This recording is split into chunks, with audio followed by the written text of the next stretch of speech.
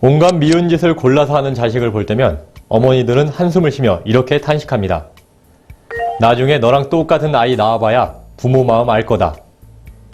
이 말은 부모 마음은 부모가 돼봐야만 알 수 있다는 뜻으로 해석할 수 있겠죠. 실제로 맞는 말입니다. 그런데 살아가다 보면 이와 비슷한 경우가 사회생활에도 적용됩니다. 바뀐 것이 있다면 부모의 자리에 CEO가 들어가고 자식의 역할을 직원이 한다는 것뿐입니다. 그래서 CEO들도 이렇게 말할 수 있습니다. 너도 나중에 CEO가 되어봐야 내 마음을 이해할 거다 라고 말이죠. 그렇지만 이 심정을 이해할 리 없는 직원들은 밤낮으로 부모 마음을 모르는 자식처럼 CEO의 마음에 미운털을 받기도 합니다. 그럼 여기서 무엇을 생각해 봐야 할까요? 눈치 빠르신 분들은 벌써 아셨을 텐데요. 나의 CEO는 나를 어떻게 생각하고 있을까를 알아야 합니다. 그래서 오늘부터 여러분께 알려드리려고 합니다. 여러분의 승진, 해고, 보너스의 은밀한 함수 관계들을 결정짓게 되는 중요한 요소, CEO의 본심을 간파하는 방법을 지금부터 알려드리겠습니다.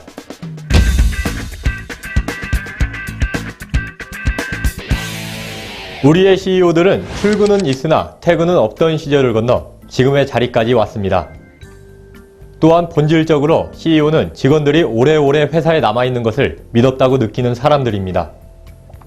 좀 더 쉽게 말하자면 CEO 자신보다 직원들이 더 늦게 퇴근해야 본전 생각이 나지 않는다는 게 솔직한 마음이겠죠.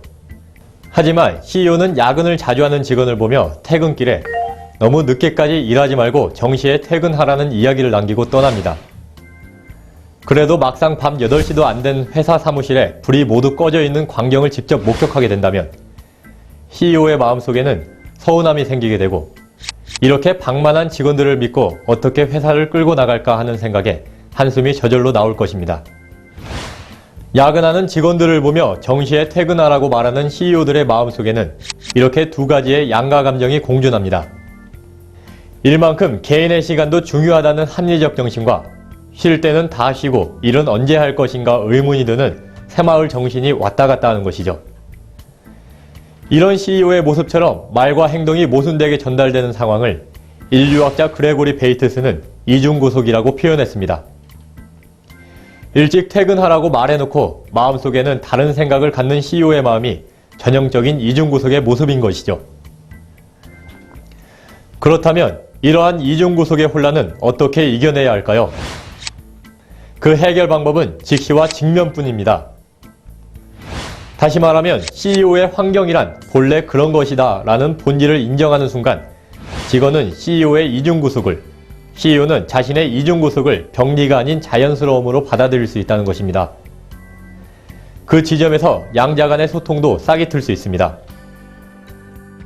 더불어 직원들의 퇴근 시간에 CEO의 눈치를 보는 것이 월급 받는 이들의 숙명이라는 것을 인정해야 합니다.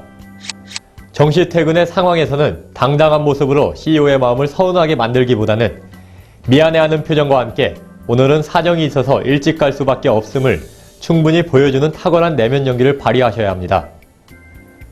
진정한 퇴근 연기의 종결자가 된다면 여러분은 이제 CEO의 언어를 어느 정도 해석하는 센스를 갖게 된 것이겠죠?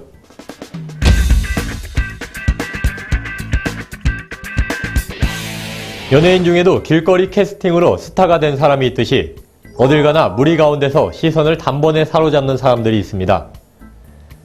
신입 사원들 중에도 동기들을 제치고 군계 일학의 광의를 뽐내는 사람이 있고 경력 사원들 중에도 별로 눈에 띄지 않다가 어느 날 갑자기 말로 홈런급의 영업 실적을 올리거나 대박 기획 아이템을 터뜨리는 사람이 종종 있습니다. 그렇다면 과연 CEO들은 이런 직원을 어떤 마음으로 보고 있을까요? CEO들은 의외로 그런 직원들을 담담하게 봅니다. 직장 생활은 100m 달리기가 아니라 장거리 레이스이기 때문입니다. 반짝이는 재능에는 큰 감흥이 없는 것이죠.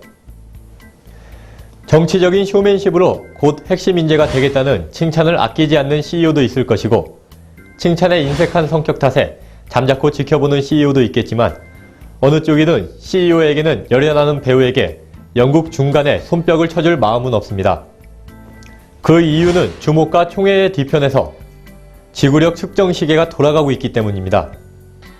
이것은 CEO의 기피 대상 1순위인 또건가와 CEO의 선호 대상 1순위인 뚜껑무로 표현할 수 있는데요. 똑똑하지만 엉덩이가 가벼운 사람과 똑똑하지만 엉덩이가 무거운 사람이 바로 그것입니다. CEO의 관심은 똑똑한 신입사원과 대박을 터뜨린 직원이 얼마나 유능한지에 있지 않습니다.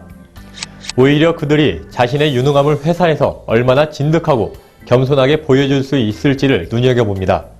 즉, 직원이 뚜껑무가 되었다고 확신할 때 비로소 CEO는 그의 재능에 박수를 보내고 신뢰를 보내는 것입니다.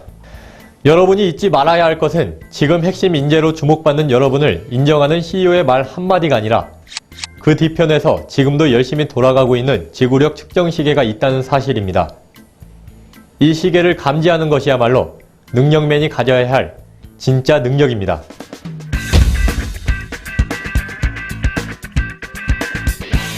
오늘은 CEO의 언어를 해석하는 방법을 단편적인 두 가지 예를 통해 살펴봤는데요. 결국 쉽게 이해할 수 없는 CEO들의 언어는 많지만 큰 범위 안에서 보면 그 입장의 차이의 본질을 인정하고 이해하려는 우리의 노력과 시각의 변화가 필요하다는 것이 오늘 내릴 수 있는 결론이겠죠? 사람이 다른 사람의 마음을 이해하는 것이 쉽지 않습니다. CEO의 본심 또한 직원들이 이해하기 쉽지 않습니다.